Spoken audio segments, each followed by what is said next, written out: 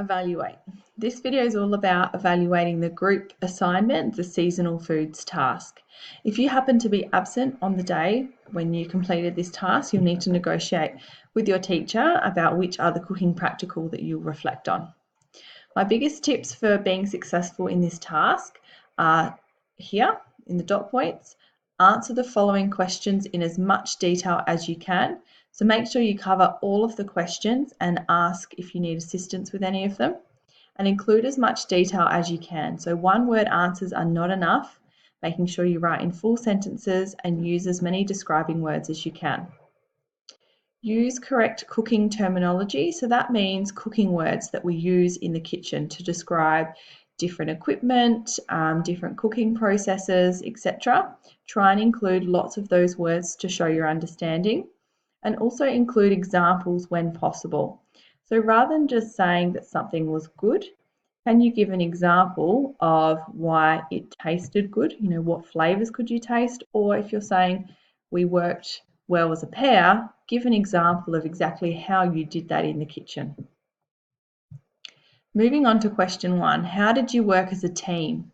Comment on some positives and some challenges within your group.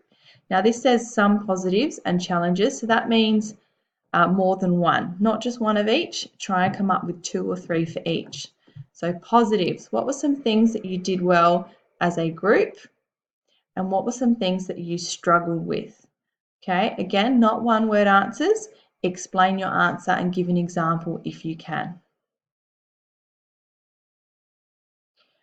Then we move down to this question here. What key preparation skills or cooking methods were used in your recipe, and for what parts? Aim to write about 3. So this question is very specifically saying that you want to write about 3 different preparation skills or cooking methods. Now, if you can't remember what they're called or you don't have a great memory, go back to the recipe that you made and have a look through the method. Does it say that you needed to bake something in the oven? Did you need to stir fry? Did you need to use knife skills to chop something up? Were you folding pastry? Were you mixing dough? There's always plenty to write about, right from collecting your ingredients to preparing them, cooking them, and also cleaning up at the end. So choose 3 that were really important to whatever you cooked for this task and write about them in detail. Now, here is an example of the level of detail that you would need to include if you're aiming for an A. It says baking was used to cook the bread for our platter. We baked it at 180 degrees for 20 minutes to make sure it was risen and golden. So it's saying that baking was used, and then the answer continues on to say what it was for, to cook the bread, right? And then it also gives some details about the temperature and the time.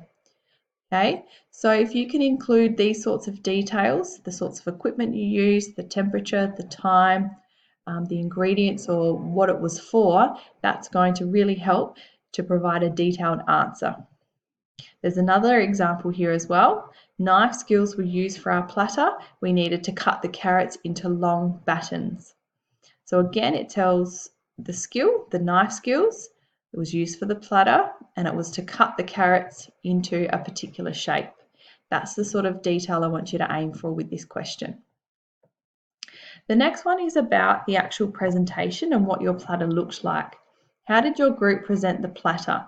Now, it may have just been a single plate of food, and that's fine, but still including either a photo, like an image if you took one on the day, or just a sketch or a diagram using shapes on Word is fine, and labels to explain things such as the shape, colour, size, position, and the plate used.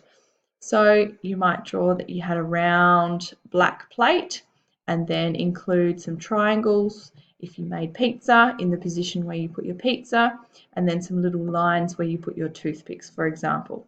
Okay, and then use some text boxes or some arrows to show the words as labels for the image that you have here. So this is a visual representation of what you plated up, whether it's a real photo or just a diagram. What feedback did you receive from staff?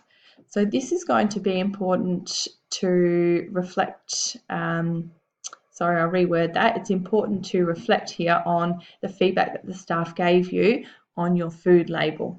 So going back and having a read, and you can write exactly what they said and summarise as well, whether it was mostly positive or whether you needed to do some improving to get the tick of approval from the staff.